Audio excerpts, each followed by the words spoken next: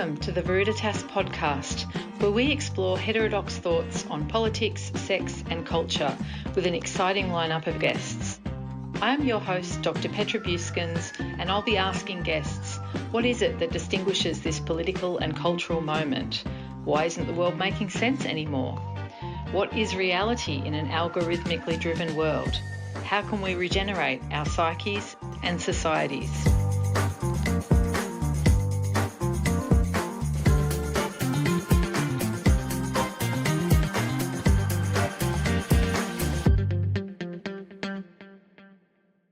All right. Hi, Anna. Thanks for being my guest. Okay, so I'd like to introduce Anna, who does some really, really interesting activist and professional work in this space around women's sex-based rights. So Anna Kerr is a founder and principal solicitor of Feminist Legal Clinic, which is a community legal service based in Sydney and focused on advancing the human rights of women and girls. Anna specialises in domestic violence advocacy and discrimination law. She is also a member of Filia's Hague Mothers Project. I'd love to hear more about that, actually. And on the committee of Maternal Scholars Australia, an organisation I'm also on. Anna is involved in many other women's groups and campaigns and is the Australian country contact for Women's Declaration International. Anna is the mother of 4 children and currently caring for her elderly mother. Okay. Anna, so I wanted to ask you a bit about some of the developments legally and societally today on women's sex-based rights in Australia, specifically if you'd like to speak to or about any of the cases. Now, I'm conscious that you need to maintain confidentiality given you are representing a number of these cases and have. So if you could speak generally about the status of women's sex-based rights in Australia today, and whether you see that being eroded and the redefinition of woman reducing women's human rights, or how you would define that now. And you can draw on any of the cases in general terms that you think illustrate the point. Thanks. That's a really broad introduction and question. I think a lot of people will have heard, obviously, of the case of Tickle versus Giggle, which is a hard name to forget for a case. Story really isn't any laughing matter because this is the first sort of federal court case, or court case generally, where they've really made a decision that's going to have impact on the ability for women to have services and spaces that exclude men effectively.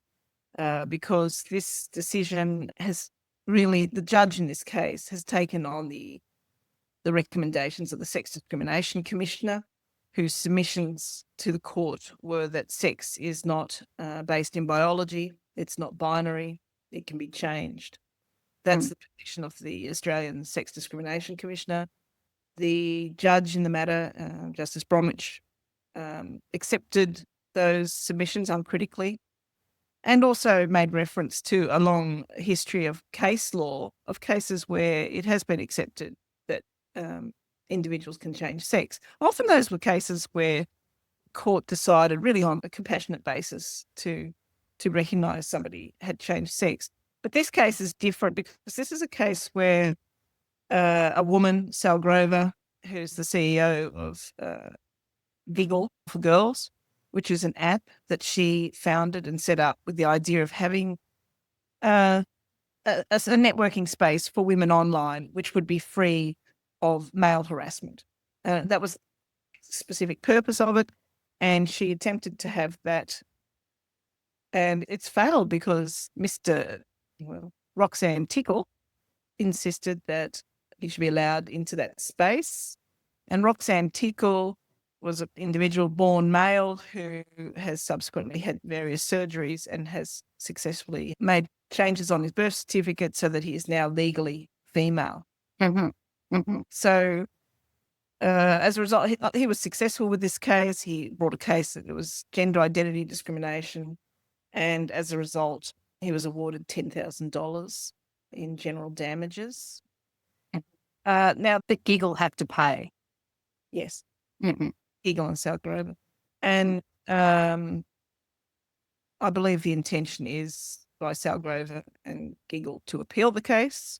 Yes, it is. So, we're all watching that space to see what happens next. It's very complicated. I've gone into a detailed analysis of that case in a webinar I've already done if people are interested.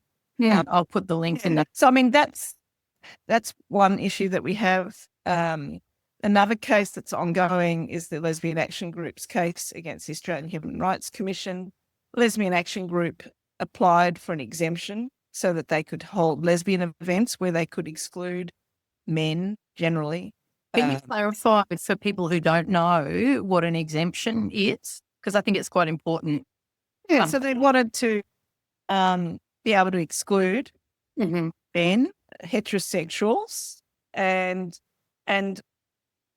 men who identify as women. So they therefore needed an exemption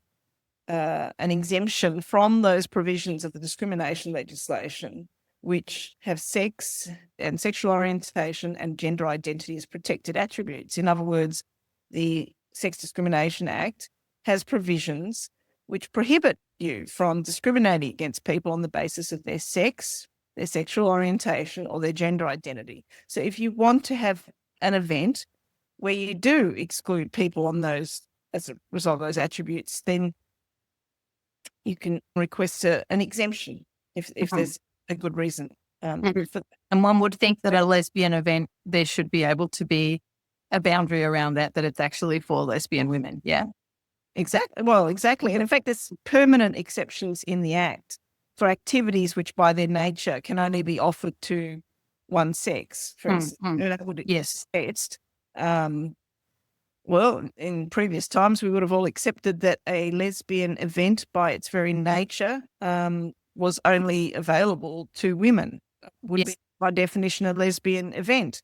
Now, of course, following Tickle and Giggle and various changes to the law around Australia, this is no longer a clear-cut issue.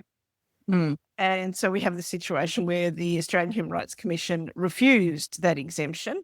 They weren't bothered about the exclusion of men generally or the exclusion of heterosexuals, but they will not countenance the exclusion of what they regard as a subcategory of women, trans women, which of course, certainly for me, that would be a category of men, not a category of women.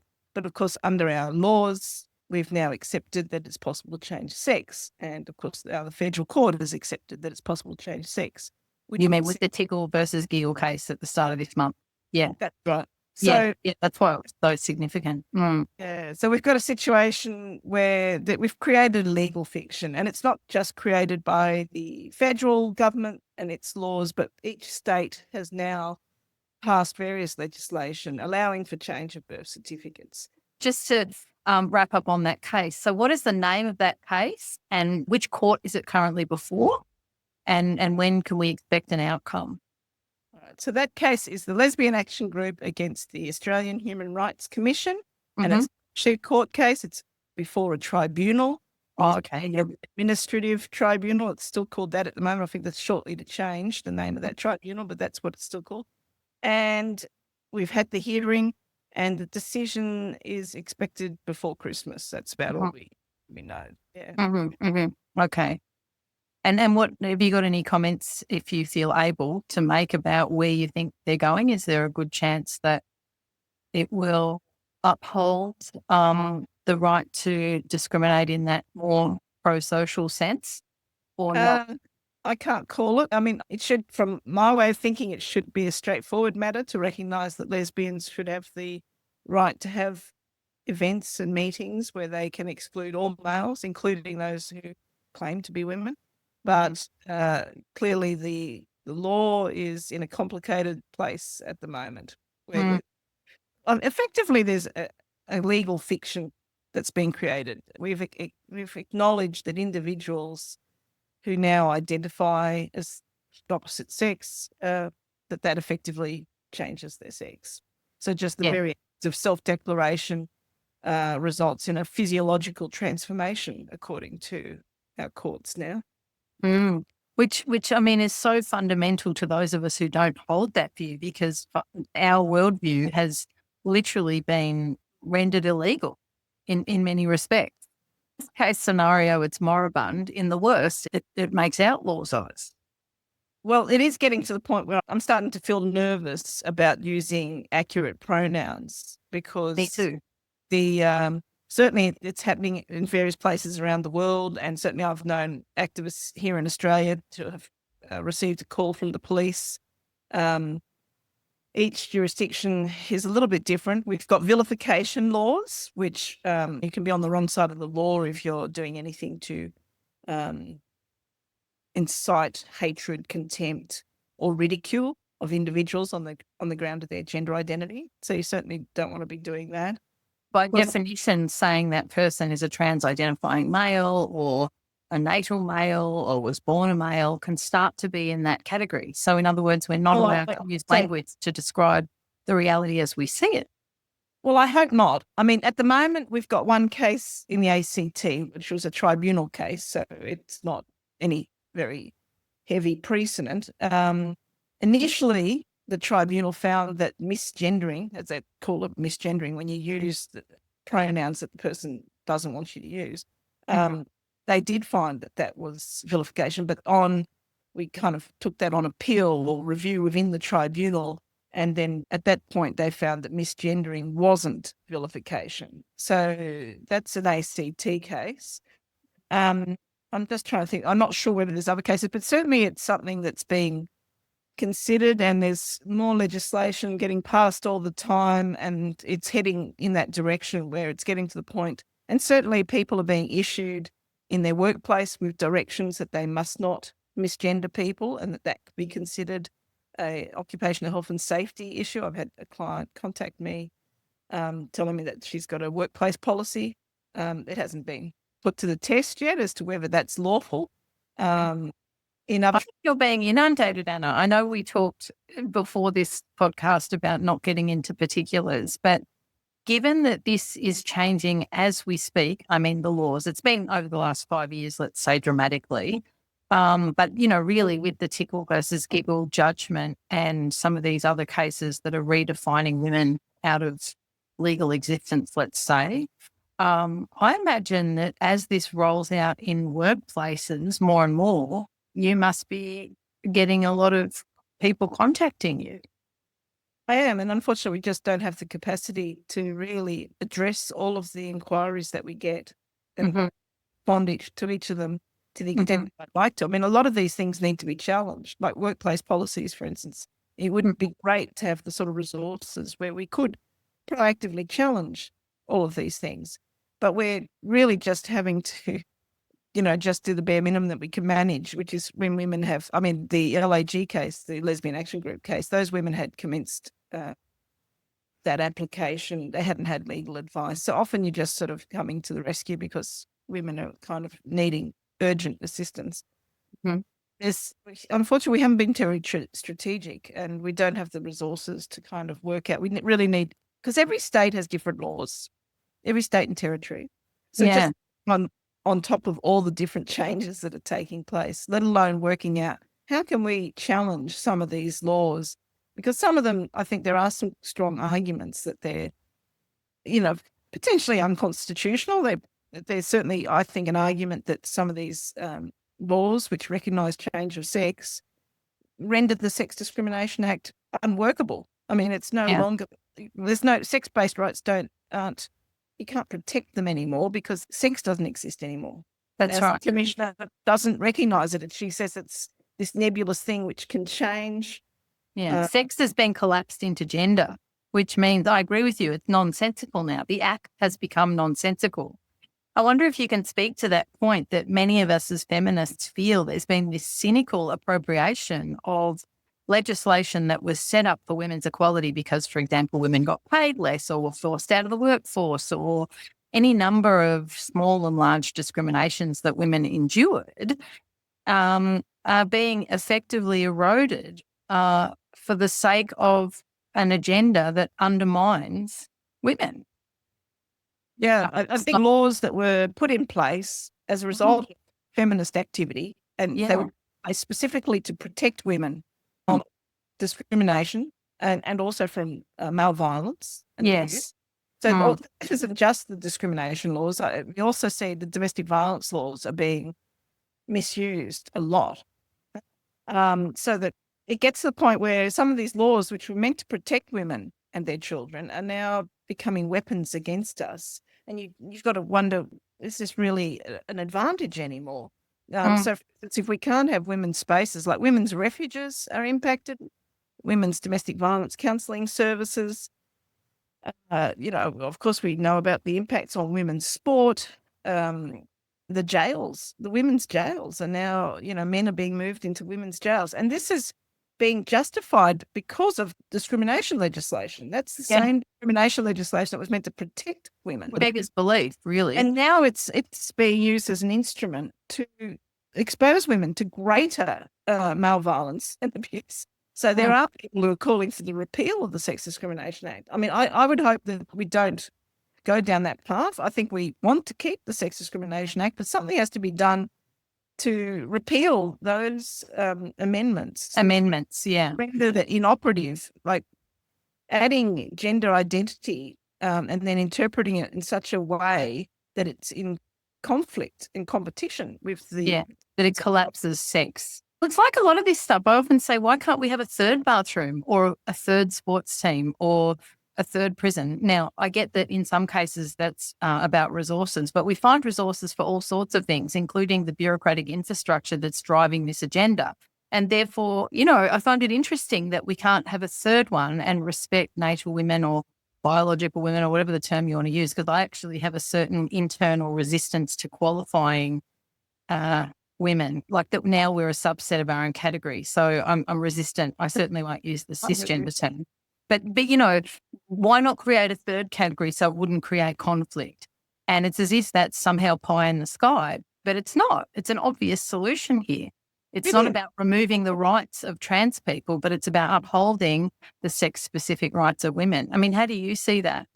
Yeah, I think it's obvious too. And in fact, we need more toilets that are accessible by the women, and particularly if you've got young sons, for instance, like having toilets which are accessible by both men and women is a great idea, because women never have enough toilets. You go to venues, there's usually a big queue for women's toilets, whereas the men, of course, their toilets don't have the same queue because they just take a lot less time in the bathrooms. So, and after having babies, women need to go to the toilet more often. This idea of equality, when actually what we need is equal rights that recognise difference. So if you had another set of toilets, it's actually a good idea, because it would allow women with sons. Yeah. Because it is a bit awkward. That gets to this age where it's funny going into the so they do need anyhow. And for men with daughters, same thing. It gets awkward taking them into the men's toilet.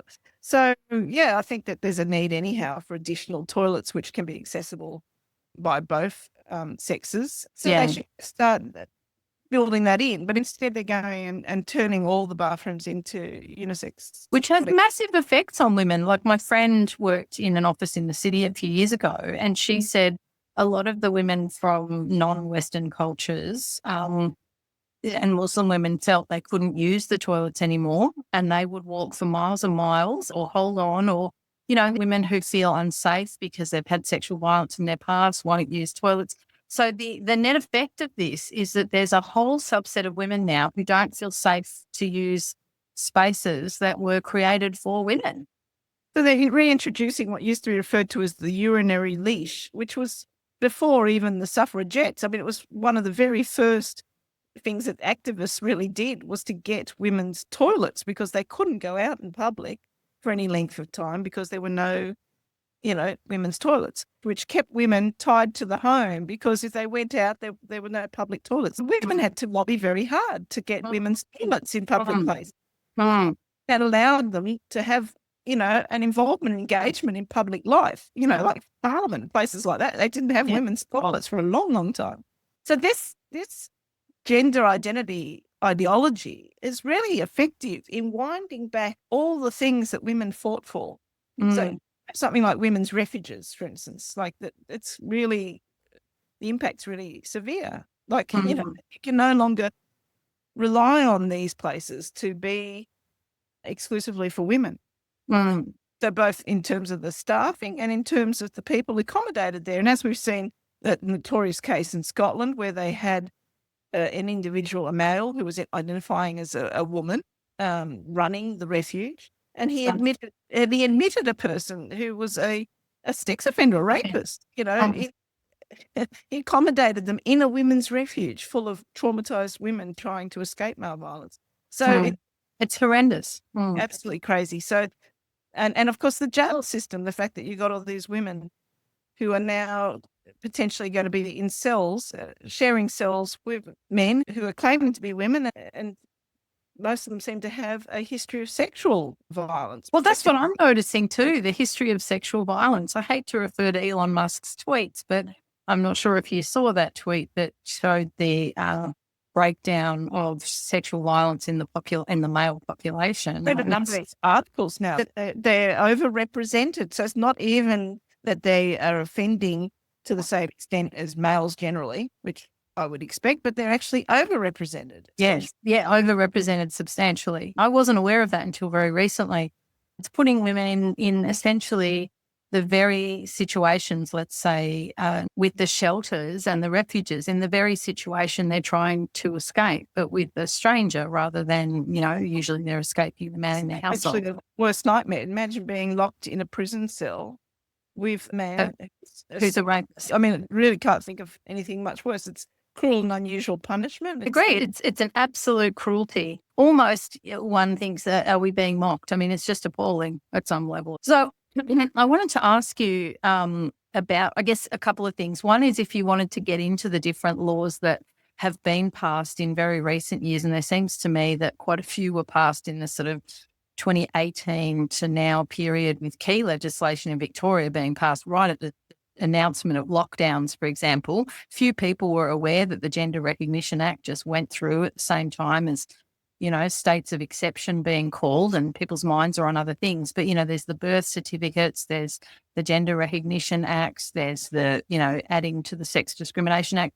I wonder if you could talk to some of those changes in the law, even describe them for people who don't know, and which ones are significant and what the implications are. And a subset of that question is, do you see us as potentially getting conflicted, like in the US, where you've got, Texas being a stronghold to certain COVID dissident perspectives, but whereas other states are imposing mandates? So do you think we are in a place where we might have that kind of divergence where, I mean, we've got a federal law that now says a woman is anyone who identifies as one, so it's different to the US, but we potentially are in a situation where there's legal contradictions as well, because, ideology and philosophy is upstream of law and politics and culture. And so it depends on the operating ideology or philosophical position, what I've elsewhere called the ontological priors, what's going on downstream. So do you see potential contradictions in the law here? Oh, there's lots of contradictions in that. The laws are framed slightly differently. They use slightly different wording in each jurisdiction. But in some ways, I think we're worse off than the US, because in the US, you do have some states which have gone one way and then other states which are diametrically opposed. There is more uniformity here. We don't have a state that's held out and said, no, we're not giving into this nonsense. We don't have any state or territory that's done that. They've all gone. Yeah. I mean, South Wales is the last to bring in self-ID, self-declaration. And that's, it's Alex Greenwich has got it. It's in the works. Let's hope we can resist it, but it's not looking great. I mean, there's three areas of legislation, I guess, that are most obvious. To me, the most disturbing is the ability to change your official documents, your birth certificates, by self-declaration. It is worded slightly differently and done slightly differently in each jurisdiction. I mean, in some way, they don't even have a sex marker on birth certificates anymore. They do it slightly differently, but in basically that removal of sex, an accurate reporting of sex on birth certificates and other official documents. Are you saying that's being removed? I thought it could be changed. I didn't know it was being removed. Well, each jurisdiction does it slightly differently. I think there are some jurisdictions which don't have it at all now. There's no uniformity. It's different territories at a different point. And I had to update my table because I think there have been some more things that have just been passed in the last year. So it's happening at different stages, and there's federally and then all the states and territories, and they're all doing it. They're all at different stages. And as I say, it used to be, for instance, you could change, most jurisdictions had a requirement that you needed to have had what they called reassignment surgery or something like that. But Yeah, that's right. That's been removed, hasn't it? Everywhere except New South Wales, and it's in the process. There's a bill before Parliament currently to remove it in New South Wales. And that also means that men with intact genitalia who call themselves women can be in women's prisons and shelters, yeah? That's right. Yeah. So I think the general public isn't aware of the extent of this. Like in Victoria, for instance, you can change your sex every 12 months. It's on self-declaration. You don't need to. So it's slightly different in each jurisdiction, but basically now surgery is no longer required except New South Wales, and who knows how much longer that will be if Alex Greenwich gets his equality bill through, then that will be gone as well. But the idea is that can change your sex on your official documentation. Now, I mean, I think originally when it started coming through, and New South Wales was one of the first to have legislation allowing for change of sex, but it did require that you'd had some surgery. And I mean, I think at the time when I first became aware, I thought, well, it's only going to be a small number of men who frankly are going to submit to surgery. But of course, that's all different now because it's easy to do. You don't have to go through surgery now to change your sex. So the implications for women are much vaster because there's many more men that will take advantage of these provisions. So that's the biggie, I think, changing birth certificate. Then, of course, we've got the protections in discrimination legislation against discrimination and vilification, which operate to mean that women also can't then say to a man, oh, you're not a proper woman, you can't come in. You know, you can't do that. As soon as you do that, you're in breach, even in New South Wales already, regardless of whether the individual has had surgery or not. You cannot, if someone even appears to be trans, whether or not they are, if you discriminate against someone on their gender identity, you say you can't use this service because you're not really a woman, that's immediately going to ground a claim of discrimination. So those discrimination laws, they vary slightly, as I say. I've got a table somewhere, but they're certainly in most jurisdictions, and of course they're federally as well. So there's a variety of protections. They call it slightly different things. Like I think in New South Wales it might be transgender status, and then in other jurisdictions it's gender identity. So there's subtle differences in the wording. The terminology is terribly inconsistent.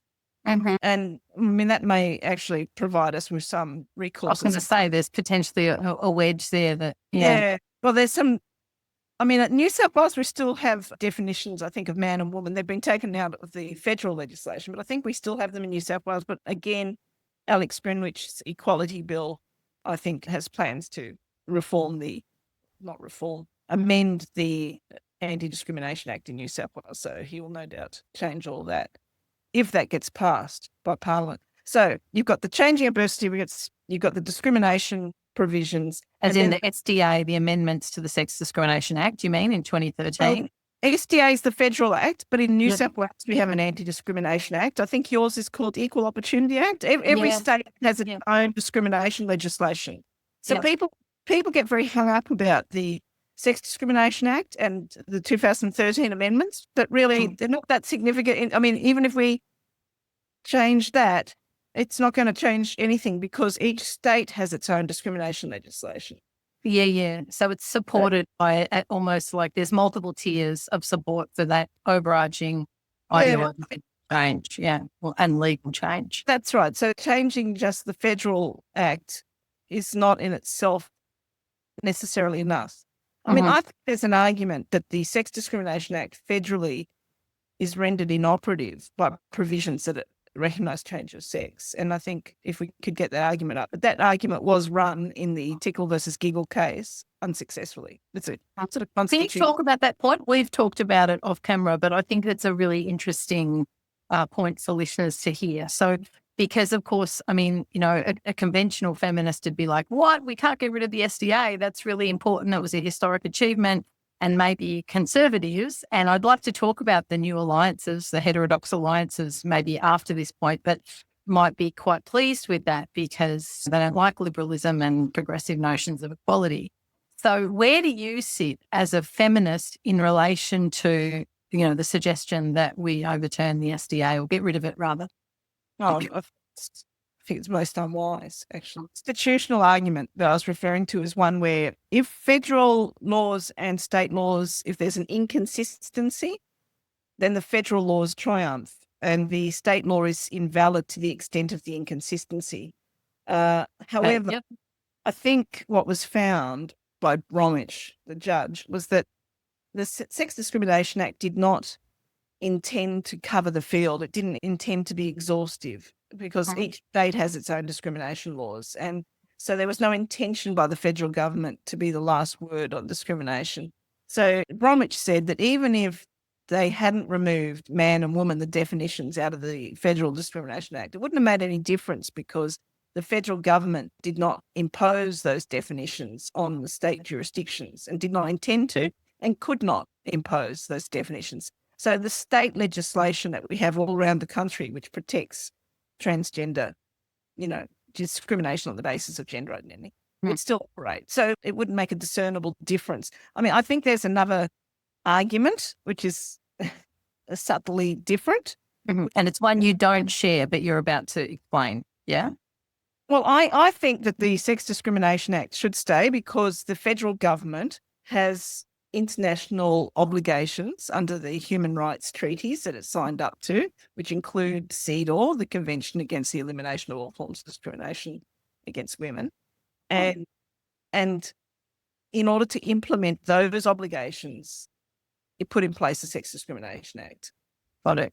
See, what's happened now is the Sex Discrimination And Act. when was that put in place? Was that like 89? I always thought, it's a bit Orwellian. I think 1984. 84. Yeah, that's right. It is a bit Orwellian. Yeah, and the amendments were 2013. And we've had ongoing amendments too, haven't we? There's been a lot of amendments. The ones that people point to are the 2013 amendments. They introduced gender identity, sexual orientation, and intersex status as protected attributes, and they also removed the definitions for man and woman. Yes, yeah. But I think because it's sort of stark, people focus on that. But as I'm saying, there's legislation, similar legislation in each state. So the fact that you, even if you wound back the 2013 amendments, you've still got it at the state level. Doesn't necessarily achieve. And also the other thing is that you've got at state level that, for instance, Roxanne Tickle is recognised legally as being of the female sex, not just gender. The word gender, sex. Yeah. He's recognised as legally female. Yeah. So this is why the judge found that it wasn't a case involving the sex discrimination part of the act was not relevant because Tickle was not claiming sex discrimination. He was claiming discrimination on the grounds of gender identity. For instance, sex discrimination, the Sex Discrimination Act is meant to be implementation of CEDAW. Which is CEDAW is a legal framework for implementing gender equality. Yeah. It was a specific treaty. I mean, the Sex Discrimination Act has always been not a really good implementation of CEDAW because CEDAW was specifically for the protection of women. It doesn't protect men, for instance, against sex discrimination. But the Sex Discrimination Act protects men and women. We've got it. And what we're seeing is a lot of men are accessing it to claim that they've been discriminated against, which then turns it into a weapon against women. So that's right. Yes. Yeah. And this is happening in the courts with accusations of domestic violence. Yeah. Well, that's right. That's another area. So there's a lot to cover, but just to get back to what you're asking me about, what areas of legislation? So you've got the various discrimination legislation. It's pretty murky because each state has its own legislation. And then federal legislation, which is responsive. Got federal as well, and they often overlap. And there's not necessarily an inconsistency. They can both cover similar areas, and you'd have to establish there's an inconsistency. I think the inconsistency arises because once you allow people to change sex officially, I think it's very problematic to be able to protect sex-based rights because what is sex anymore? Well, render that null and void because gender gobbles up sex. And so then that's where we're in this inherently contradictory position. I mean, I think the legislation is good to cover, but the deeper issue here is what is the underlying philosophical kind of point going on? I mean, can you speak to that, Anna? Would you like to comment on that? The underlying philosophical point is whether sex can be changed. In the end, I think that brings me to the third area of legislation, which we haven't yet touched on, which is the so-called conversion therapy bans.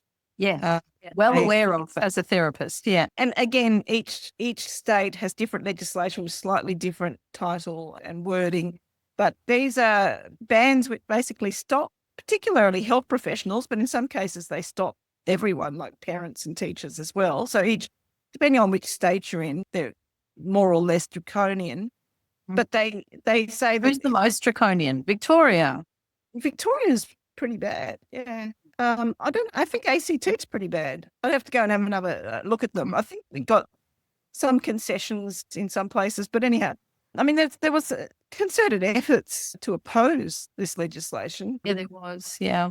Unsuccessful, even in cases in states where vast numbers of submissions were put in. It didn't seem to make any difference. The conversion therapy bill is, because most people won't know about that. The exact opposite from what people would naturally think it is. I think most people would think the idea that you can change someone's sex, that to a child, for instance, that you give them hormones to change their sex, that would be conversion. But no, in fact, it's the opposite it's considered conversion. I think it's because they've piggybacked on gay conversion. And I think we all understand that was trying to tell people who were gay, to tell them, to try and talk them out of it.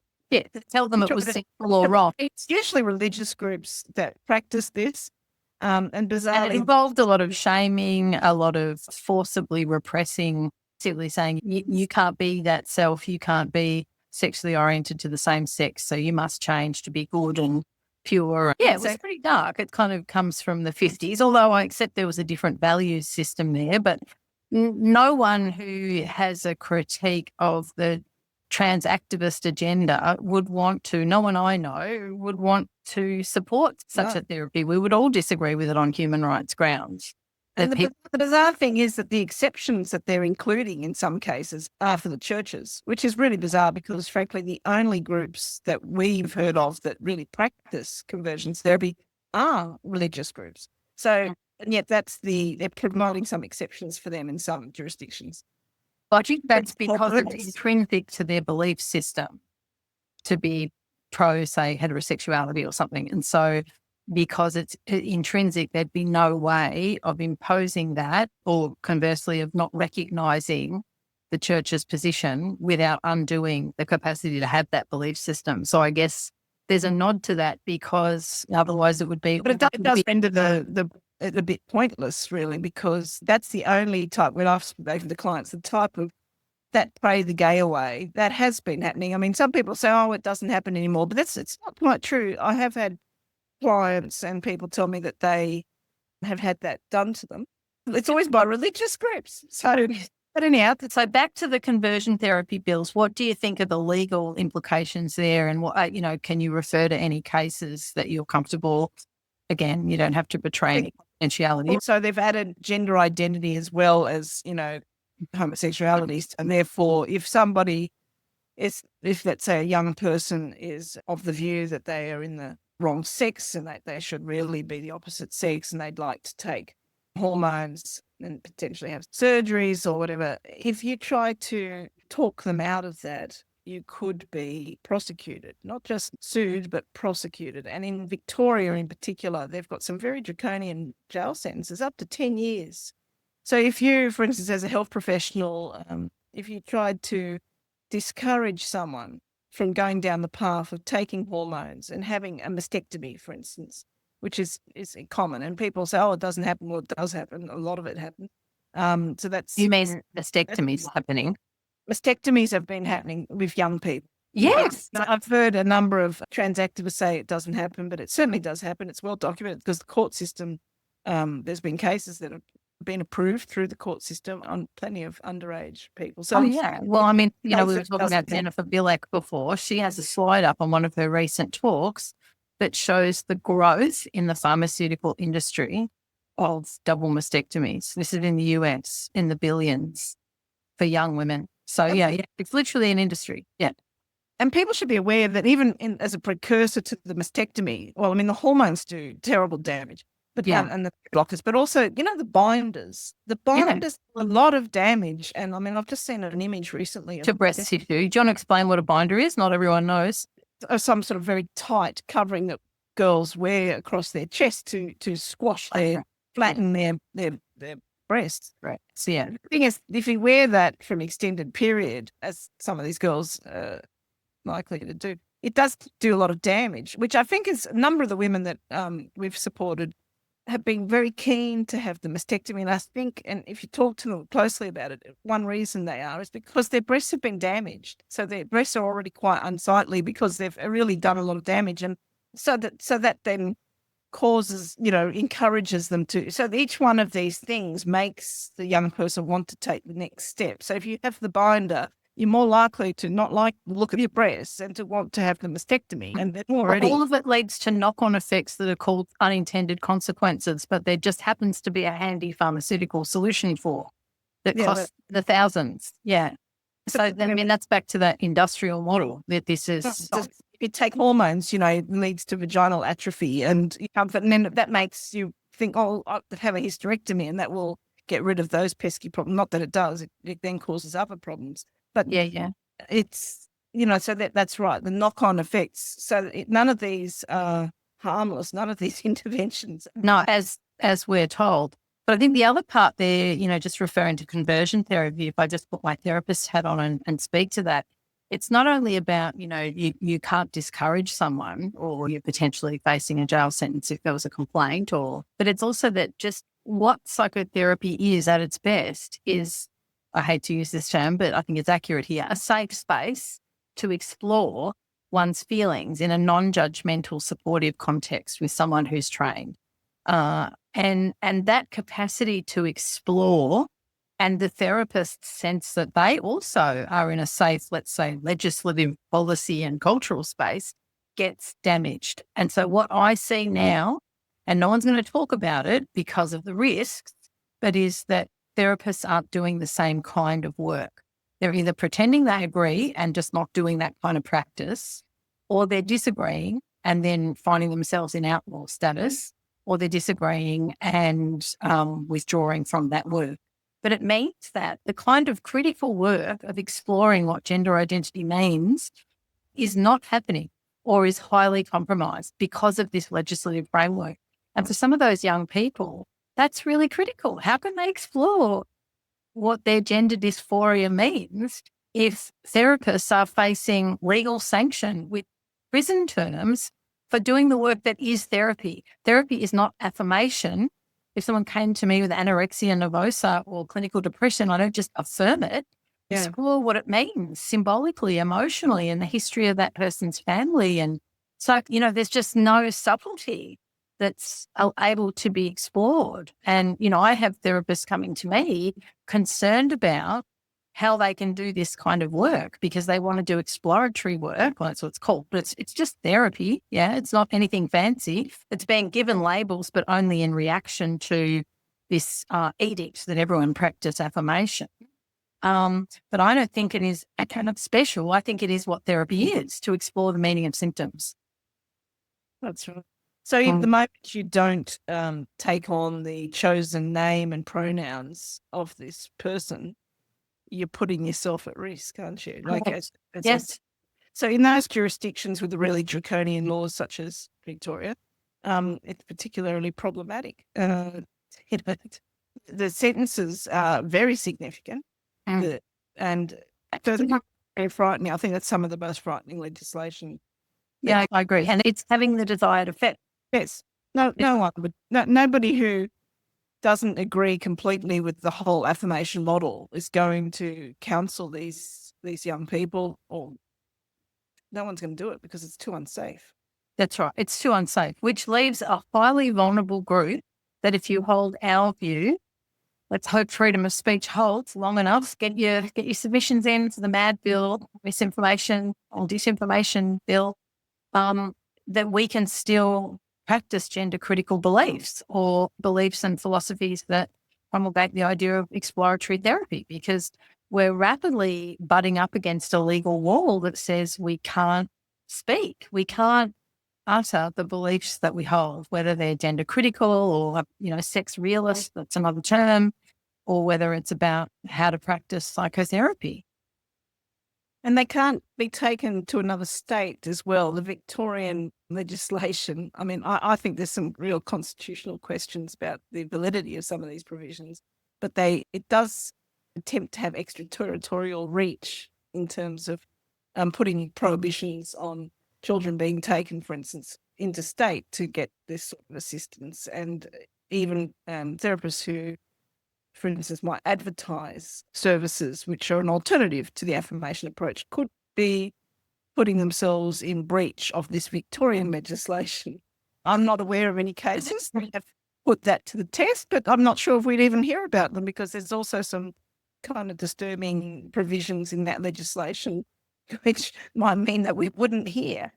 No, I think what therapists are doing they're not doing that kind of work. They're either affirmation or they've retreated from the space because of legal threat, which leaves this group vulnerable to only having one model. And we know now there's lots of research that talks about social contagion, or talks about desistance and detransitioners, or talks about trans-identifying youth being gay and lesbian. We've got research on this, and yet one can't practice even with a scientific basis without that threat. So, yeah, it's particularly draconian in that space, which leaves the very people who probably need therapy most, let's say, vulnerable, like abandoned to one model only. And I'm not saying that model may not work for some people, but it's certainly not going to work for everyone. And it also just compromises therapy as a practice. Regardless, I think it diminishes the profession profoundly. So I guess that they're the three big areas of legislation. You were saying that you think some of this legislation is in breach of the Constitution. Can you speak to that point? I think I was just saying that if federal legislation and state legislation is found to be in conflict, then the federal legislation, the state legislation will be invalid to the extent of the inconsistency between them. But I mean, that's not an argument that's yet been, it certainly wasn't accepted to the extent that it was run. It wasn't accepted by the federal court in Tickle versus Giggle, and I don't think it's been fully aired. Yet to be seen whether it will be aired in any of these cases. But I mean, I'm not sure what else we've got. I mean, the protection of sex-based rights, we do rely on CEDAW. What's very difficult is that CEDAW is under attack. Well, I think there's a bit of division on the CEDAW committee. I know in this recent case, the Lesbian Action Group case, the Australian Human Rights Commission put on some evidence by an academic where she detailed all the statements made by the CEDAW committee, mainly in their concluding observations in relation to various country reports. So I don't think they have a lot of they don't have any binding power. Their general recommendations, there was a general recommendation 28 put out by the CEDAW committee, which very clearly distinguishes between sex as biology and gender as a social construct, which is very helpful. But that was is that old legislation or not legislation? So it's not binding, but it's influential. So they did this general recommendation quite a few years ago. But since then, the committee, just in their deliberations, every 4 years, the various countries have to report to CEDAW, tell them how they're going in terms of women achieving equality with men. Australia, for instance, had our last report back to CEDAW in 2018, and it's meant to happen every 4 years, but they always run late. So the government has just done its draft report. It's its 9th report to CEDAW. And I've just done a submission. Stating how it's meeting its obligations. Yeah, it's a lengthy thing which talks about its obligations in a variety of areas. But yeah, that'll probably next year end up that there'll be a meeting in Geneva, government representatives, but also NGOs will be there and will report to the committee. And at the end of that, the committee will do its observations, concluding observations, I think they call them. And in the course of doing those for each country, there have been statements made by members of the committee, because the committee is clearly divided on this question. But the convention itself hasn't changed, and there's no reason to believe that the convention no longer protects sex-based rights just because individual committee members may have a different view of it. But yes, it's all a bit complicated. We have the United Nations Rapporteur for Violence Against Women, Rima Salal, is very firmly of the view that sex-based rights must be upheld and that they're that these protections of gender identity do not detract from the protections of sex-based rights, and she's very, very clear on all of that. But then on the other hand, there's, for instance, a United Rapporteur for sexual orientation and gender identity, and that's its own position. There's a separate rapporteur for that, and of course he is very busy advancing the trans agenda, self-identification of sex and all of these things, conversion therapy bans, etc. So, within the United Nations, it's not this, there's internal battles taking place. Yeah. Okay, that's interesting. I wanted to ask you before we go, because we're almost at the hour, or maybe we've even crossed the hour. I was wondering if you wanted to speak to the philosophical and ideological piece here. For example, there's the liberal idea that we're equal, which I think is a legal fiction in a sense, but one that I uphold, and I imagine you do too, with qualifications and provisions, is essentially being weaponized against women. And so we're in this really fraught position between two poles, let's say, a left progressive pole that's marching along in that pathway, and that's actually eroding. Now it's crossed whatever sweet spot it had in 84, and we're now corroding women's rights if we think of women as a sex class. And on the other hand, over here, we have conservatives ready with open arms saying, come join over here. And we're seeing that sort of heterodoxy emerge in feminist discourse too, with some of the post-liberals and and anti-feminism that's emerging within the heterodox space. And so they cherry pick and say they're for sex-based rights, often for culture war reasons. But really there isn't the support for women's equality. And I'm just wondering, I know I've raised a few points there, and part of it's philosophical and part of it's about the culture wars, but do you have any views or thoughts on that? Yeah, I'm starting to use, when I talk about what feminism means to me, I often now say it's about the liberation of women, because when people hear equality, for some reason, a lot of people mean that definitely means identical treatment. Yeah, sameness. It doesn't mean identical treatment. There's some great cartoons about this where for instance, if you think about it in terms of people with disabilities, we don't say, we've got to treat them all identically. So, if there's an entrance to a building that's got a staircase, well, everyone's got equal treatment. We recognise that we have to take account of differences in order to achieve equity, I guess. So yeah, when people bang on about equality, the trouble is people can't take on that nuance. We want equality of outcome. Do you know what I mean? I want equality of opportunity, not equality of outcome necessarily, in that I wouldn't standardise and force equality. That's true, yeah. I think equality of opportunity so that everyone can get through that door, whether they're in a wheelchair or, whether they're walking or somewhere in between. And I think it's a perfect analogy for the question around women, because women have babies and that makes us a different kind of citizen.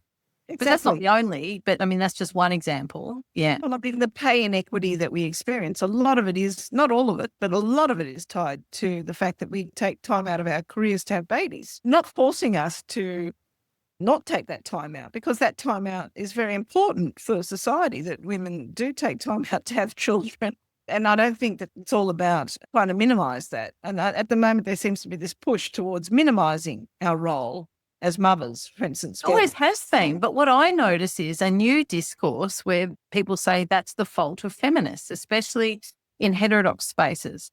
And what I find, I guess, a bit depressing about that is that as a maternal feminist, and we know that's a whole body of work and theory from, Chodorow and Demanev and Anne Mann and Julie Stevens. There's so many interesting and nuanced thinkers in that space, Carol Gilligan, the ethicist and psychologist, who talked about women's differentiated rights. All the way back to Wollstonecraft. I think it's a misunderstanding of feminism. It's being weaponized at scale. Oh, yeah. Well, they've done that. It's always, that women want to be men. Well, I don't think we do want to be men. I've never wanted to be a man.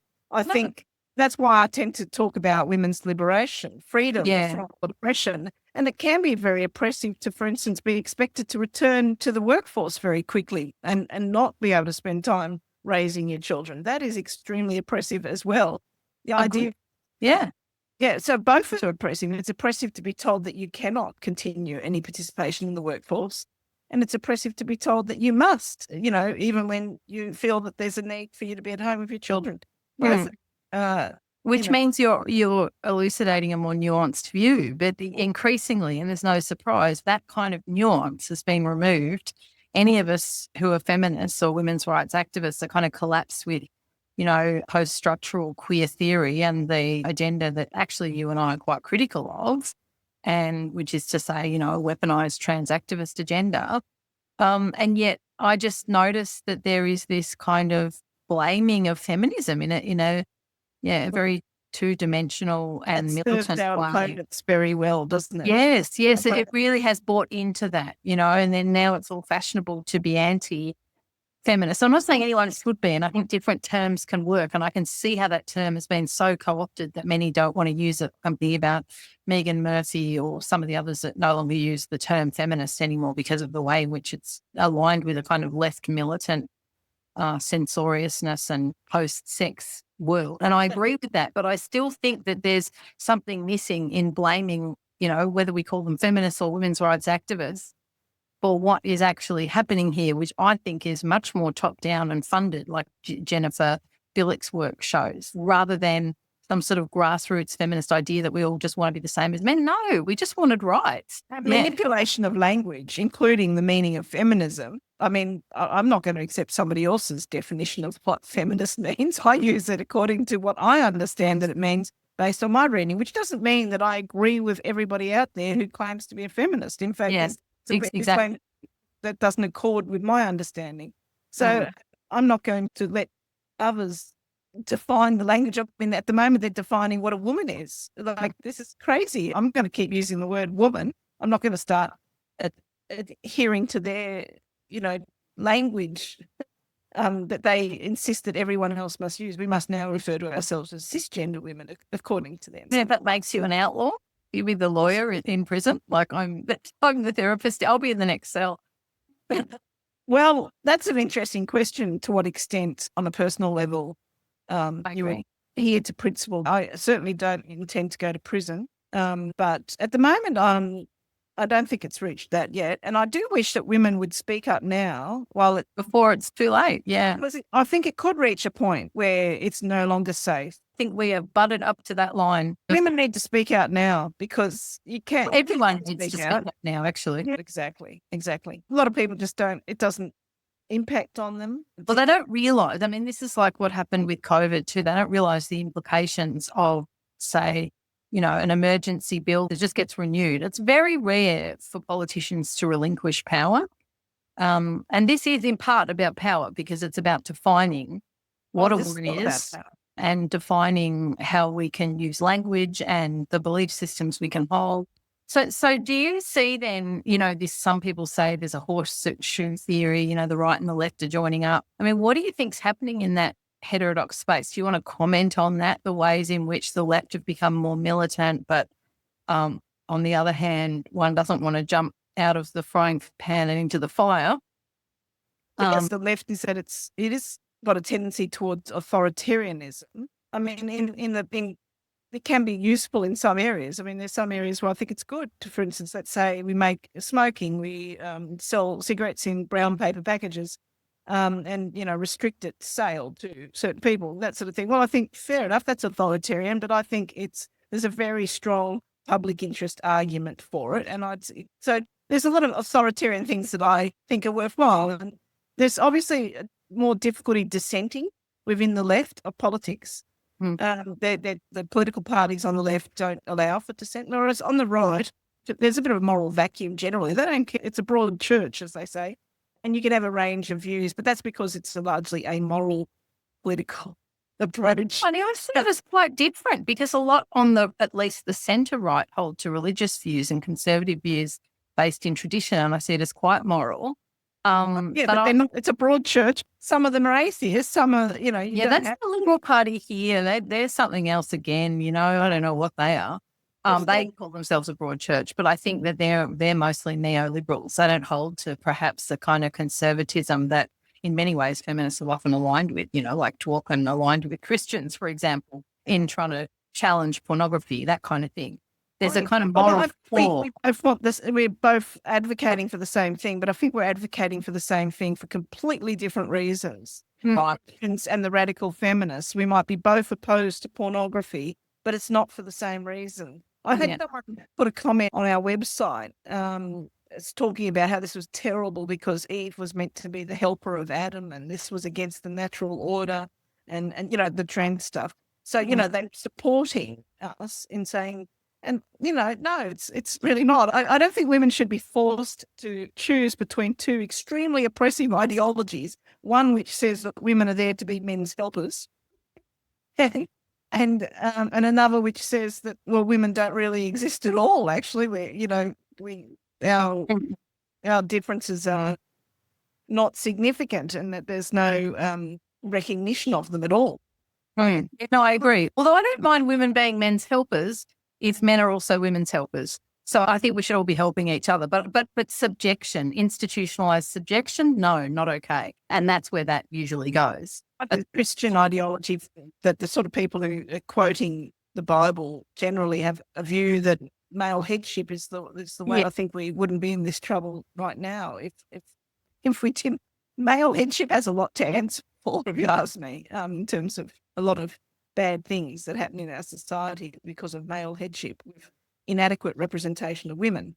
I'm particularly wary of any organisation, whether it's a church or anything else, where women are not welcome in the upper echelons. In the governing structure. Yeah, I agree with you. Although I've come to another position there too, which is to say, that's a motherhood statement. At one level, I agree with you, but we have so many neoliberal women now, or technocratic women now. I mean, the extreme example from the past might have been Margaret Thatcher or something, but where now I see it as a particular sort of corporate state type, and it doesn't actually matter whether it's men or women. And the less women lead and men lead biographies that are differentiated, like in the 50s, for example. I'm not saying it was good in the 50s.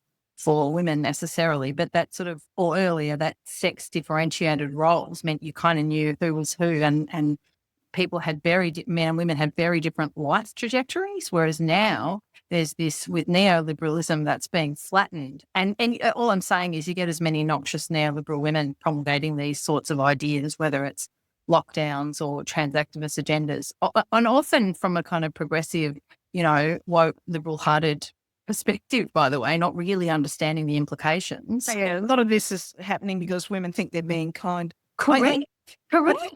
This move, however, the others who are opposed to it, this move back to being in the 50s again.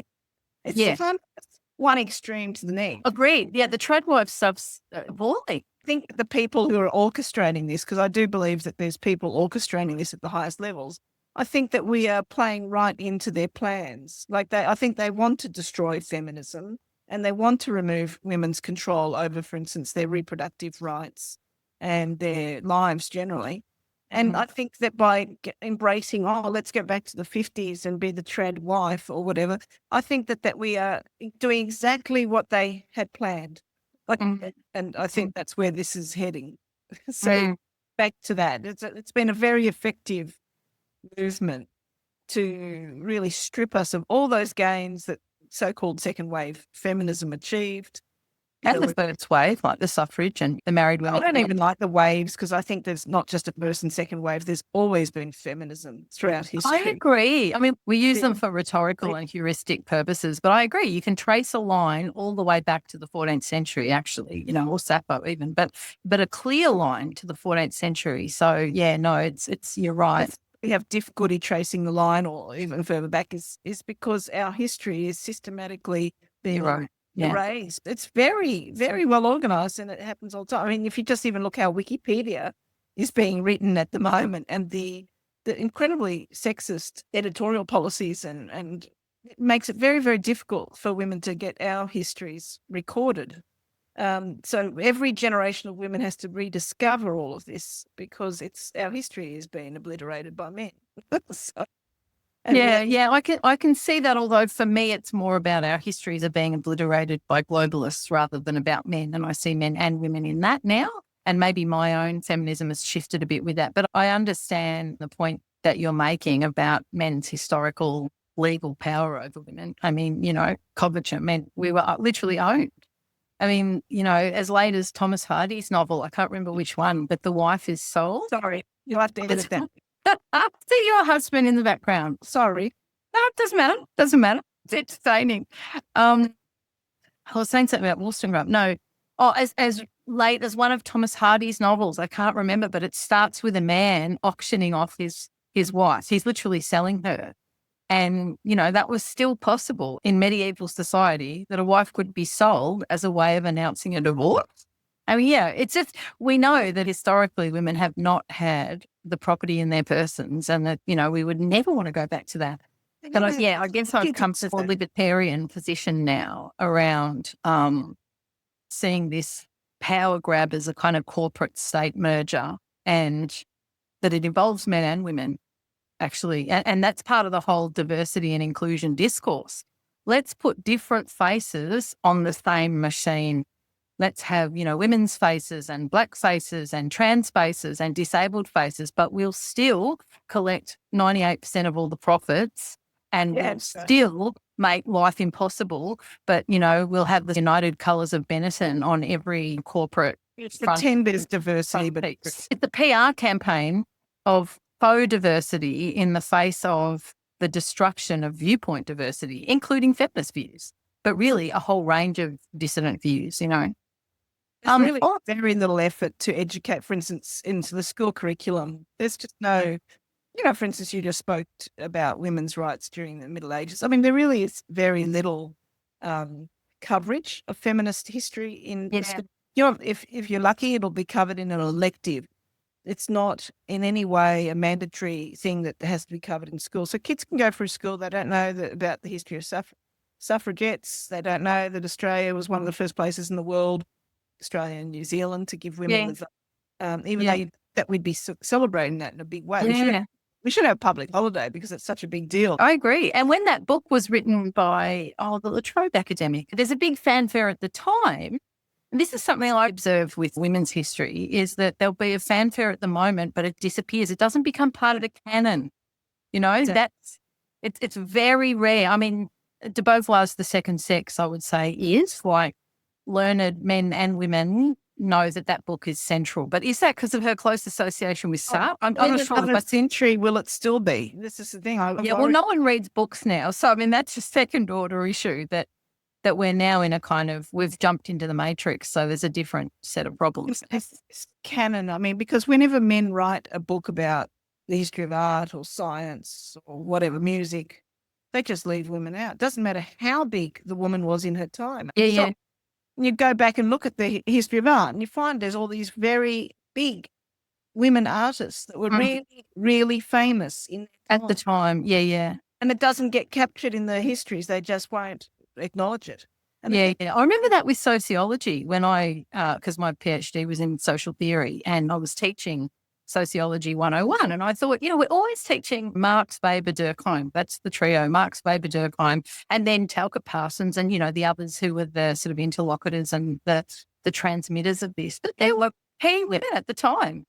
Harriet Tubman, now I'm forgetting their names. But yeah, same with classical liberalism. When I did a deep dive into that for my thesis, there were so many women who were active and articulate, not just Wollstonecraft. I mean, engaged in debates to do with the French Revolution, to do with you could even say that second wave feminism began in those 1780s period. There were many women who, when manhood suffrage, which was, men who were property rather than noblemen, were fighting for votes, or manhood suffrage as they called it, or man right. There were many women arguing for it. And in fact, Olive de Gouz got the guillotine for her feminist argument that women should also be given political rights. Yeah, no, you're absolutely right. No one knows that history. I had so much joy discovering it when I was doing my PhD, but it was a kind of, wow, women have always been part of the discussion. They've always been, We're very good ourselves at making sure that women are remembered. Like, I can't believe that even in my lifetime, like, for instance, women who were kind of famous lawyers, for instance, leading academics just a few decades ago, already completely forgotten. No fanfare for them. You mean like, say, Jocelyn Guts? Yeah, Jocelyn. Yeah. Shocked that she just gets completely, all her contributions, which were very significant. I mean, I studied her at university and, it was a great honour to be able to work with her now, but she doesn't get compared to, let's say, Michael Kirby, and so there's this huge disparity in the recognition of women versus the recognition of men. And I think the problem is that men, of course, have a vested interest in ignoring our contributions. And women, unfortunately, there seems to be some issue there that we don't even see a priority in recognising our own. That's concerning. Yeah, I think you're right. And I think that ties into the social psychology of you're either competent or you're liked. That research that shows that, sorry, let me reframe that. Women are either, and this is a big body of literature, I'm not just riffing on 2 articles, shows that if women are competent in the workplace or, highly achieved in a public sphere way, like through degrees or income or status in the workplace, objective status, they're not liked.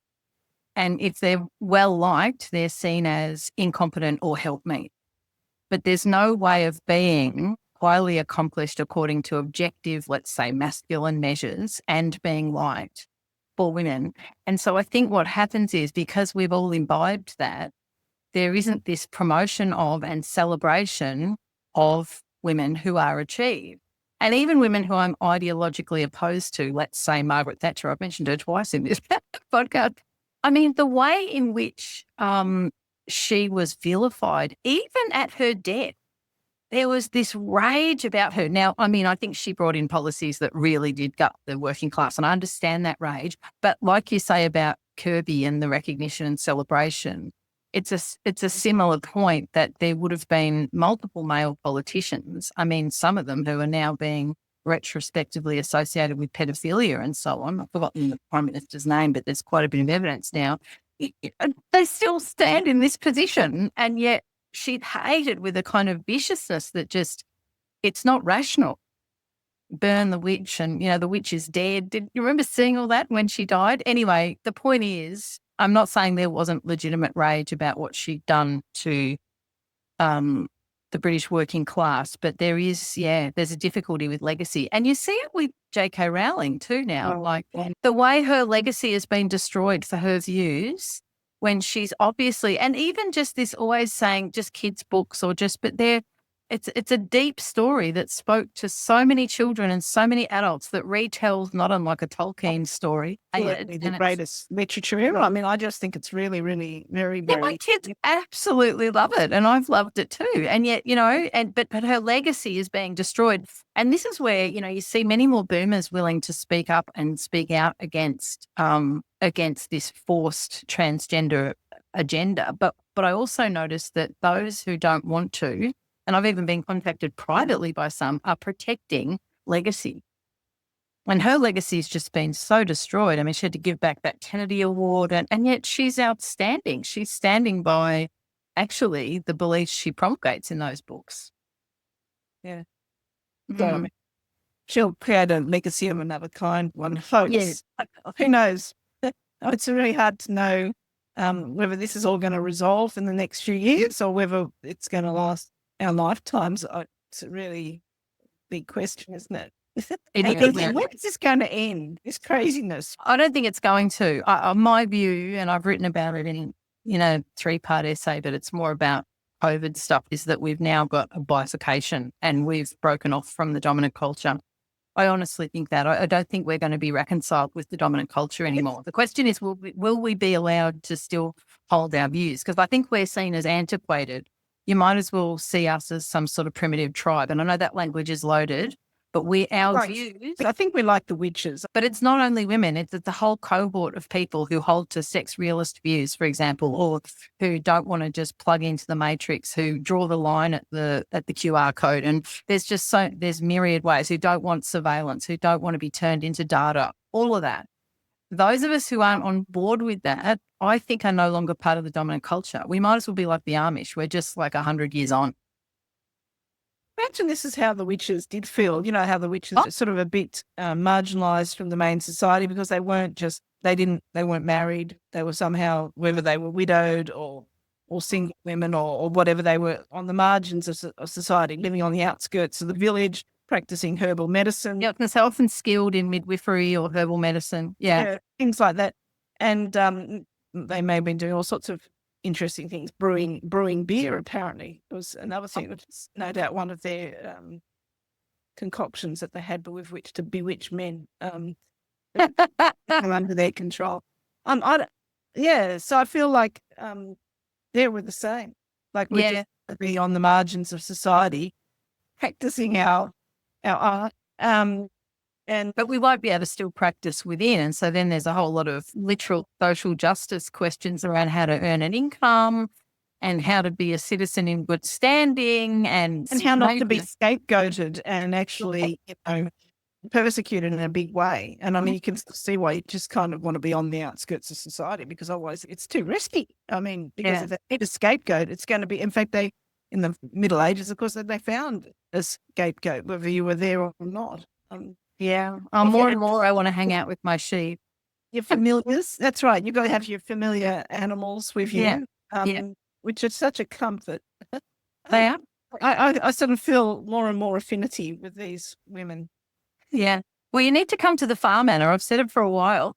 All right, I think we should wind up. This has been fantastic. Yeah, well, we'll see. I'm happy to be a training ground. We can always do another one where we do. I mean, I think we should, but this was fun. It's great. Yeah.